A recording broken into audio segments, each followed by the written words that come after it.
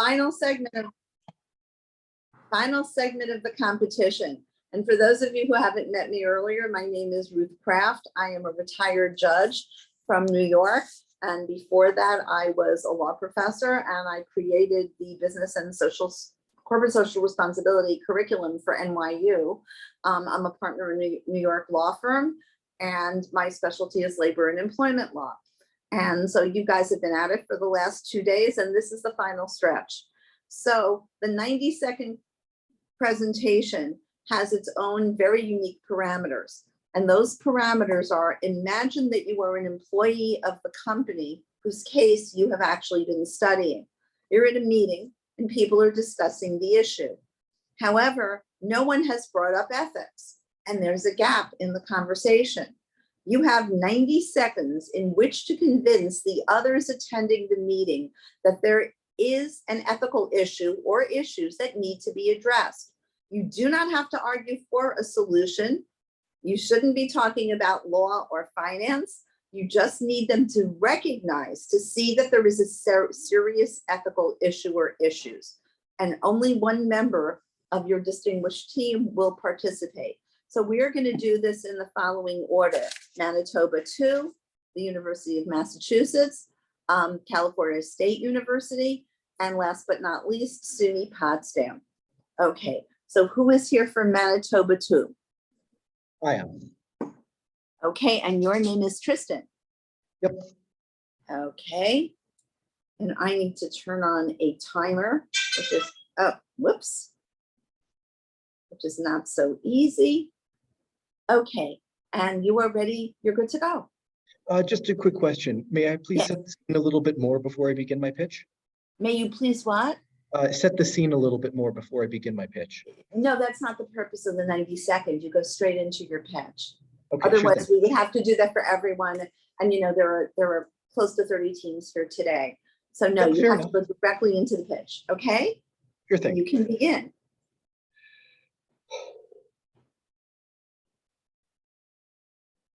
Did you hear that Barry had to go fix a train derailment on Monday? At No. least there was no deaths this time. But you'd think we'd learn something after practically one a day last year.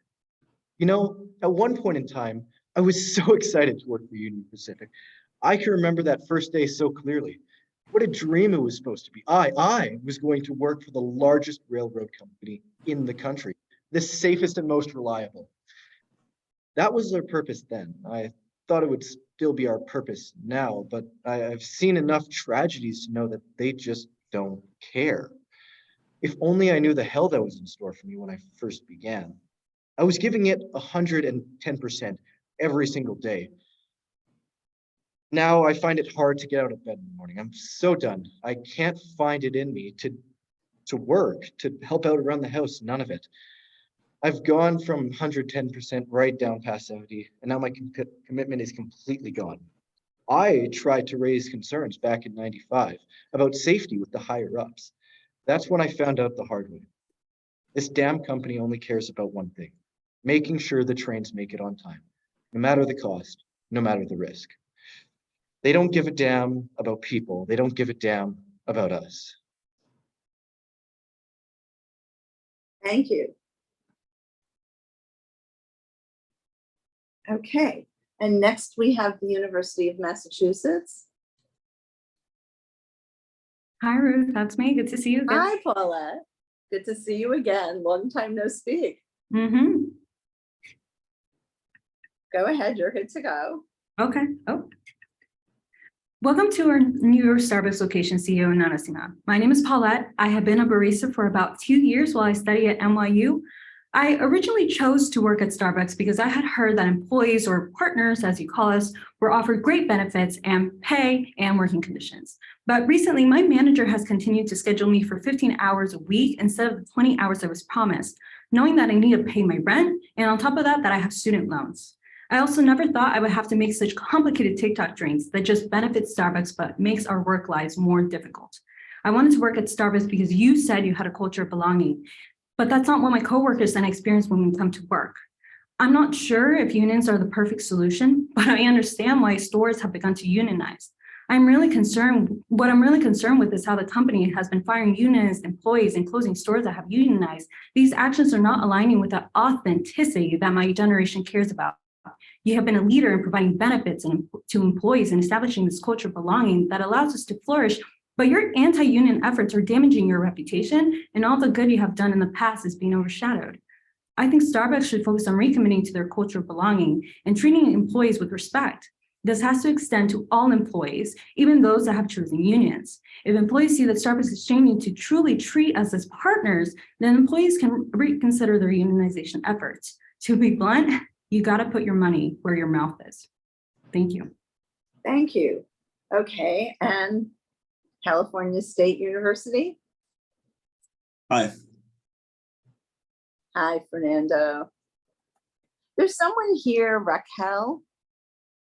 Is that a coach? Because I have 4 schools on my list, or is there a 5th school? I just want to be sure. Nope, this is Raquel Forrest. I think I'm supposed to be here as a judge or observe. Yeah. Maybe an observer. Yeah, usually the Uber judge does this round and there's 1 grade, but please enjoy. I didn't see a face and wanted to be absolutely sure. Thank you. Okay, Fernando, you're on. Okay, great. Hello, I am Fernando Sosa, and I am a consultant for OpenAI, which is the parent company for ChatGPT. ChatGPT is one of the most powerful language models available to the public. It is our mission to ensure that AI benefits all of humanity. Today's advanced technologies are extremely powerful, but they come with a big responsibility to use them ethically. As we continue to collect large amounts of data, we must ensure that data privacy remains a top priority. We must protect individuals from the misuse of their private information. Taking into consideration the environmental impact that our technology has is also big. We must work towards creating solutions that are sustainable and eco-friendly. Being aware of the ingrained bias that our program has is also very important. By eliminating an ingrained bias, we will promote fairness and equality. Lastly, we must take a strong stance against user misuse. If we tackle these dilemmas, we can create a system that is not only powerful, but sustainable, responsible, and beneficial for everyone. Thank you for your time. Thank you, Fernando. And last but not least, I'm trying to Tanner from SUNY Potsdam. Hi. Hi. So I'm a consultant that the school board hired in order to discuss the ethical issue of students being pressured to go to college. However, nobody's focusing on that. There's so much pressure that students go through with graduating high school that college is just, it's so much for students to even comprehend. What students don't know in high school is that college can lead to depression and debt, student debt, and that it's just overall, there's pros, but yes, there's cons. But students think that they need to go to college in order to be successful, which is not the case. But if we implement a system where students can be taught from many different career standpoints, then they would be able to learn so much more and know what they're going to go into and when they reach college, rather than choosing a career path where they don't even know if they like it or not. Thank you. Thank you. Okay, you're all terrific. You must all be exhausted after the last 2 days, because this part of the competition is so different because it is not derivative of what you've done in the other 2 sections, right? It requires a completely different orientation and role playing. 2 of you were very dramatic in your presentations and 2 of you were not dramatic. And I think, you know, you really would need to know your audience. Who's on that board? Who are you speaking to? You know, can I be flamboyant with my colleagues and have them still listen to me, or am I going to put them off? And of course, you know, you are doing this into a vacuum. but I found them very, very, very interesting. These are great subjects. As the holder of an undergraduate liberal arts degree and having kids who went to undergraduate liberal arts colleges, I'm kind of laughing at the last presentation because my husband, the proud Columbia graduate, would tell you that there is merit in studying Euripides and Italian and all sorts of stuff that don't lead to careers, just to enrich you, to enrich the soul. And that's the great debate, I think, in American education these days. But it was very well done to suggest that there are alternatives. OpenAI, fascinating to me because I actually published a LinkedIn article about it the other day. As someone who does a little bit of adjunct teaching, I think we're all struggling with what to do with AI and whether we can rely on the fact that papers that are produced are actually written by the students or even by the professors, apparently.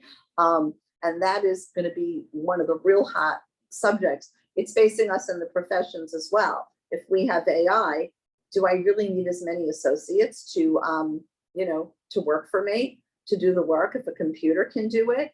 I've actually tried it a couple of times myself, and I have to say, in employment law, it did a pretty good job. As to emotions and whether AI ultimately will be able to take on human emotions with accuracy and in a compelling way, that remains to be seen. And as Paulette knows, because I've judged the other two teams already, actually 3 out of the 4, this Starbucks thing is absolutely fascinating to me as a management side employment lawyer. Paulette, what's your favorite drink? I kind of go back and forth, but it's either a green tea or either it's caramel frappuccino. Just depends on. Okay, and I'm a mocha frappuccino girl through and through, except it's not good for the waistline. So I've been abstaining lately and not spending these ridiculous amounts of money on Starbucks. But definitely, there is a piece of my heart that's left in Starbucks, I have to say. Very dramatic presentation, humanizing this. I mean, your whole subject is about the humanity of employment, especially in the fast food industry. And I think you can convey everything you wanted to convey in a very non-judgmental way, but you got across the ethos of it. And Manitoba, what a dramatic presentation. When you asked, can I have an extra minute, and you spun around, and then all of a sudden, wow, that was a spectacular, spectacular introduction. It was very catchy, but you did tie it in. You didn't stay at that level in the sense that you got into safety and reliability, and things that were really of substantive importance. So I thought you all did a great job. Are you seniors or juniors? I'm a first year. You're a first year in graduate school, correct? Or you're a freshman in college?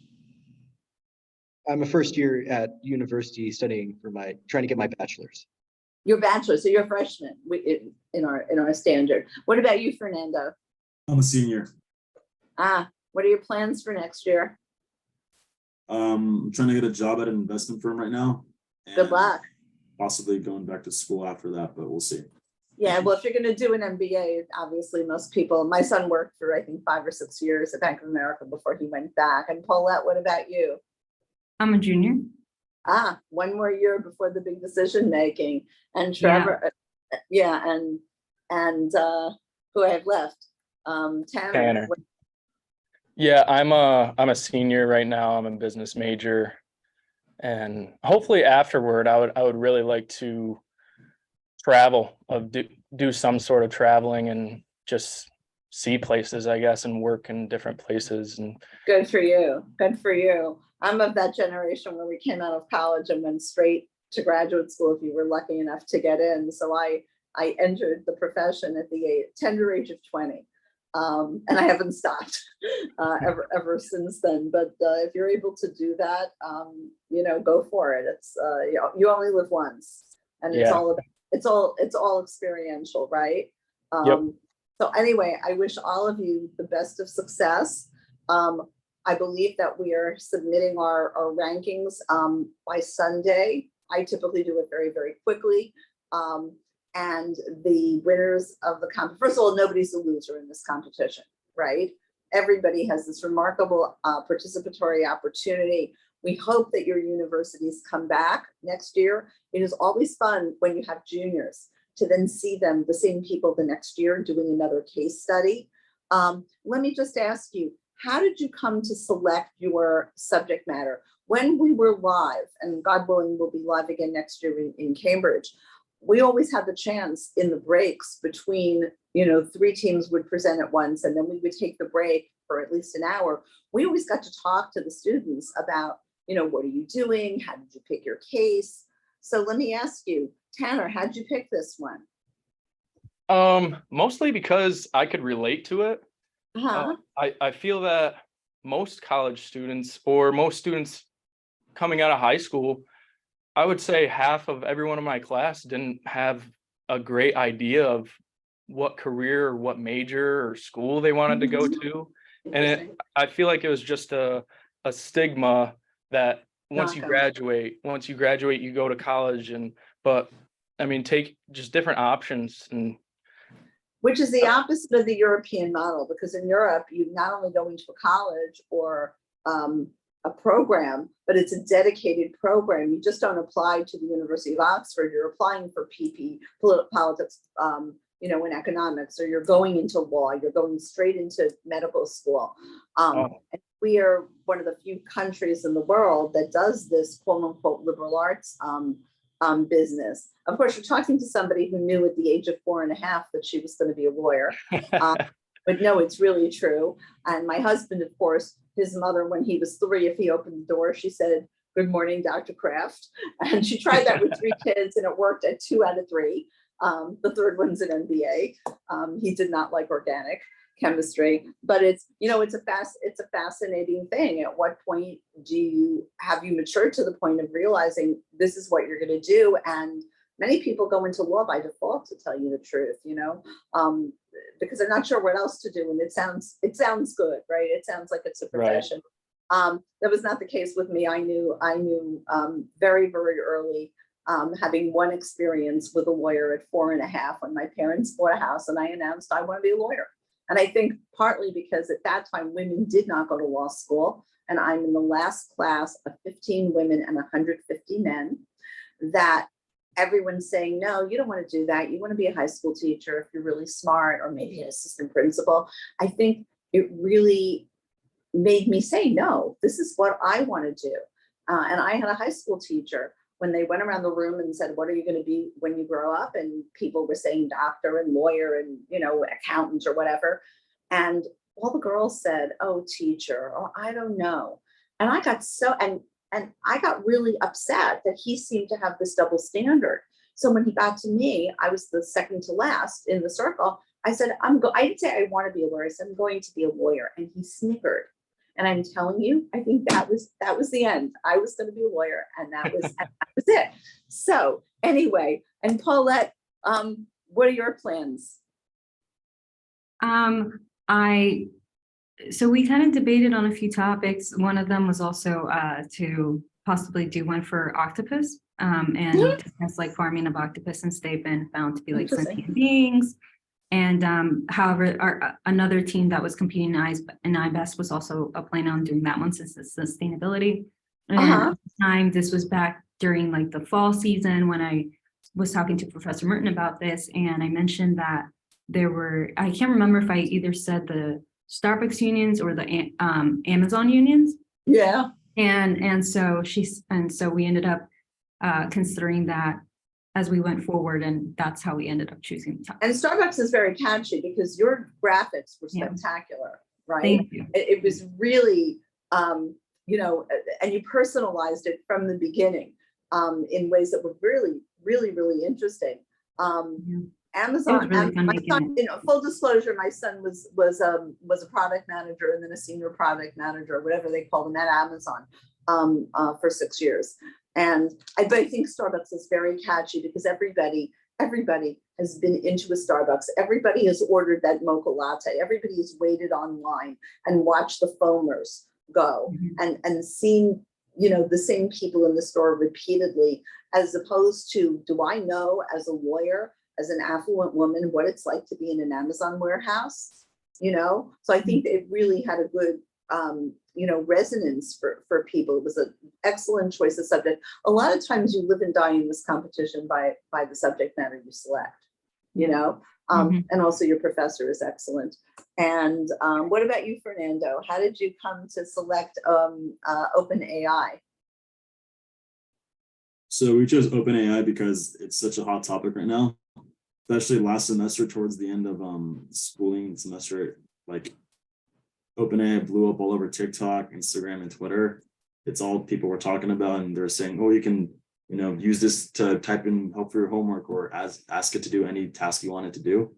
So we just figured it'd be an interesting topic. And I think the biggest ethical issue in with the chatbot is the plagiarism issue, from an ethical point of view, because it is so easy to plagiarize on it.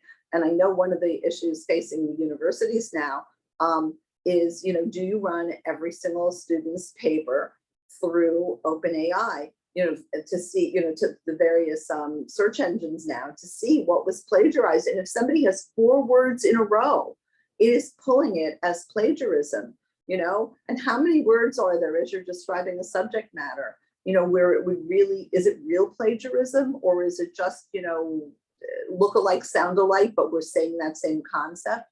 And I think I am struggling with that because I'm teaching another law course in the fall. And I'm really debating, and I love assigning papers. The richness of the papers I had this semester was spectacular. And I'm at the point of really debating, do I need to give actual exams in class? Because now with the prevalence of the chatbot, and in New York, we were having trouble getting on. They were limiting the number of people who could subscribe. So now how do I evaluate? Is your paper better because you managed to true it against a chatbot and somebody else, just didn't get one of the slots? Now it's opening up a lot more. So I think it's going to radically change education. And we all think, oh my God, when I wrote my doctoral dissertation, I really should put my dissertation subject into chatbot and see what it produces 45 years later. I really should do that. I'm so curious, because at the time I wrote mine, it was an original piece of work. But the state of the law has caught up to my philosophical musings here. So I really should do that for fun. I think the one thing we get out of this competition, by the way, is that nobody participates here who doesn't love to learn in one way or another, right? And Tanner, whether that's experiential learning or whether it's classroom learning or independent study, nobody comes in here and puts the time and effort in who really isn't engaged, with enriching themselves and becoming, frankly, a better citizen of the world. So Tristan, what about you? So when my group was when my group was deciding for the subject, we all brought what each individual one of us wanted to do, and we narrowed it down to the 2 subjects, and then we researched both of them, and we were just shocked by how much of an issue derailments actually were. Like, we thought, oh, they probably only happen a couple times a month, but when we actually that's a lot. Yeah, but when we actually found the numbers, it was quite a bit higher than that. What was your second choice? Our second choice was a company called Urban Decay. It's a makeup company that uses forever chemicals, which have polluted all rainwater around the world. Oh, that's interesting too. Maybe that next year. Very, very interesting. Well, anyway, we wish you all the best of success, a wonderful, wonderful summer. And hopefully we will see some of you, or at least certainly your universities, back here in the fall.